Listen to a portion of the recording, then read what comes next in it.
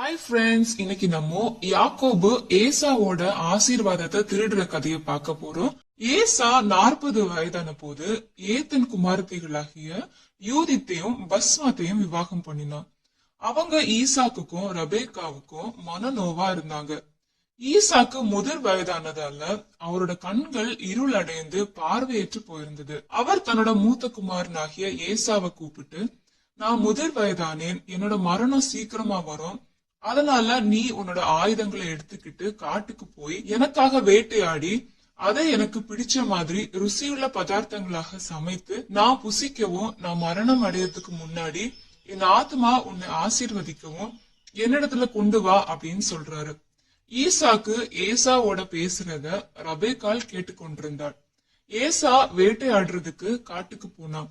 அப்போ ரபேக்கால் யாக்கோபு கிட்ட போய் ஈசாக்கும் ஏசாவும் பேசினதெல்லாம் சொல்லி, இப்போ நான் சொல்றத கேளு, நீ உடனடியா ஆட்டு மந்தைக்கு போய் 2 நல்ல வெள்ளாட்டு குட்டிகளை கொண்டு வா, நான் அதை உன்னோட தகப்பனுக்கு பிரியமானபடி ருசியுள்ள பதார்த்தங்களாக சமைப்பேன், நீ அதை எடுத்து உன்னோட தகப்பன் கிட்ட கொண்டு போய் கொடுத்து அந்த ஆசீர்வாதத்தை வாங்கணும் அப்படின்னு சொல்றாங்க. அப்போ யாக்கோபு ரபேக்கலை பார்த்து, என் சகோதரன் ஏசா ரோமம் மிகுந்தவன், நான் ரோமம் இல்லாதவன், ஒருவேளை என் தகப்பன் என்னை தடவி பார்த்து நான் ஏசா இல்லைன்னு கண்டுபிடிச்சிட்டாருன்னா என் மேல ஆசீர்வாதத்தை அல்ல சாபத்தையே வர பண்ணி கொள்ளுவேன் அப்படின்னு யாக்கோபு சொல்றான். அதற்கு ரபேக்கால், ஓ மேல வர்ற சாபம் என் மேல வரட்டும், நான் சொல்றத மட்டும் கேட்டு நீ போய் அவைகளை என்கிட்ட கொண்டு வா அப்படின்னு சொல்றாங்க. அவன் போய் அவைகளை பிடித்து ரபேக்கா கிட்ட கொண்டு வந்தான். ரபேக்கா அவன் தாப்பனுக்கு பிரியமானபடி ருசியுள்ள பதார்த்தங்களாக சமைத்தாள். அதுக்கப்புறம் ரபேக்கால் வீட்டுல அவங்க கிட்ட இருந்த ஏசாவின் நல்ல வஸ்திரங்களை எடுத்து யாக்கோபுக்கு உடுத்தி வெள்ளாட்டு குட்டிகளின் தோலை அவன் கையிலையும் ரோமம் இல்லாத அவன் கழுத்துலயும் போட்டு அவங்க சமைத்த ருசியுள்ள பதார்த்தங்களையும் அப்பங்களையும் யாக்கோபின் கையில குடுக்கறாங்க. யாக்கோபு ஈசாக்கு கிட்ட வந்து, என் தகப்பனே அப்படின்னு கூப்பிடுறாரு.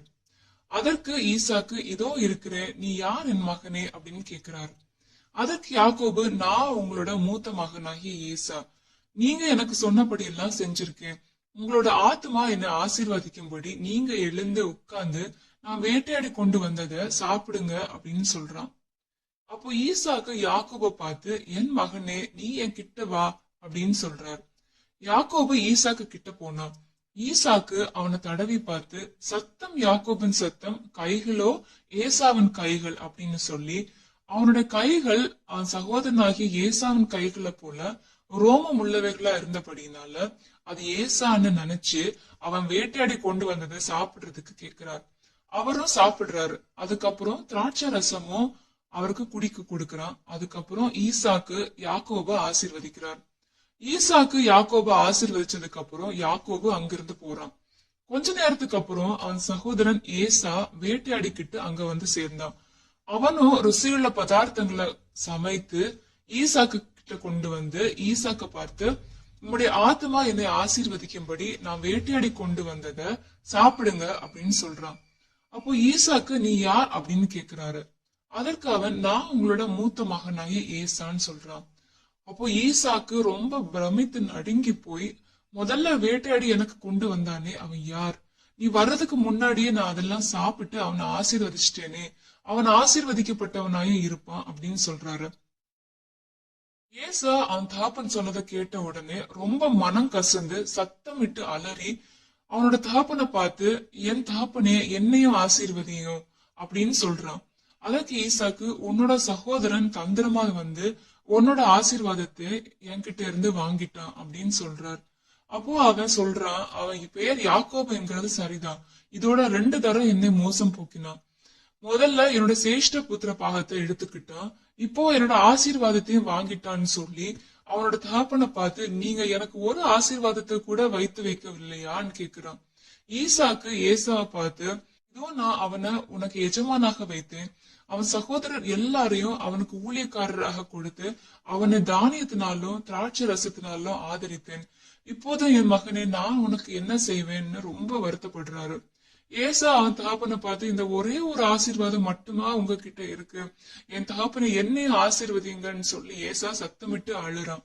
அப்போ ஈசாக்கு அவனை பார்த்து, உன் வாசஸ்தலம் பூமியின் சாரத்தோடும் உயர வானத்திலிருந்து இறங்கும் பனியோடும் இருக்கும். உன் பட்டயத்தினாலே நீ பிழைத்து உன் சகோதரனை சேவிப்பாய். நீ மேற்கொள்ளும் காலம் வரும்போதோ உன் கழுத்தில் இருக்கிற அவனுடைய நுகத்தடியை முறித்து போடுவாய் அப்படின்னு சொல்றாரு. யாக்கோபை ஈசாக்கு ஆசீர்வதித்ததால ஏசா யாக்கோபை பகைத்து, என் தகப்பனுக்காக துக்கிக்க நாட்கள் சீக்கிரமா வரும், அப்போ என் சகோதரனாகிய யாக்கோபை நான் கொன்று போடுவேன்னு ஏசா அவனுடைய இருதயத்துல சொல்லிக்கிட்டான். மூத்த மகன் ஏசாவோட வார்த்தைகள் ரபேக்காளுக்கு அறிவிக்கப்பட்டது. அப்போ ரபேக்காள் யாக்கோபை கூப்பிட்டு, உன் சகோதரன் ஏசா உன்னை கொன்று போட வகை தேடுறான். அதனால என் மகனே, நான் சொல்றத கேட்டு நீ எழுந்து புறப்பட்டு ஆரான்ல இருக்கிற என் சகோதரனாகிய லாபானிடத்துக்கு ஓடி போய் உன் சகோதரன் உன் மேல வைத்த கோபம் தனிய மட்டும் கொஞ்ச நாள் அவன்கிட்ட இரு. உன் சகோதரன் உன் மேல வைத்த கோபம் தணிந்து நீ அவனுக்கு செஞ்சதை அவன் மறந்ததுக்கு அப்புறம் நான் ஆள் அனுப்பி அங்க இருந்து உன்னை அழைக்கிறேன். நான் ஒரே நாள்ல அவங்க 2 பேரையும் ஏன் இழந்து போகணும் அப்படின்னு சொல்றாங்க. திரும்பவும் ரபேக்காள் யாக்கோபை பார்த்து, ஏசாவோட மனைவிகளான ஏத்தன் குமாரத்திகளால என்னோட உயிர் எனக்கு வெறுப்பா இருக்கு. நீயும் ஏத்தன் குமாரத்திகளே கல்யாணம் பண்ணா என்னோட உயிர் இருந்து என்ன பிரயோஜனம் அப்படின்னு சொல்றாங்க. அதுக்கப்புறம் ஈசாக்கு யாக்கோபை கூப்பிட்டு அவனை ஆசீர்வதித்து, நீ கானானியருடைய குமாரத்திகள்ல பெண் கொள்ளாம எழுந்து புறப்பட்டு உன் தாயின் சகோதரனாகிய லாபானன் குமாரத்திகளுக்குள்ள பெண் கொள்னு சொல்லி அவனை அனுப்புறார். மீண்டும் வேற ஒரு பைபிள் ஸ்டோரியில சந்திக்கலாம். Bye friends.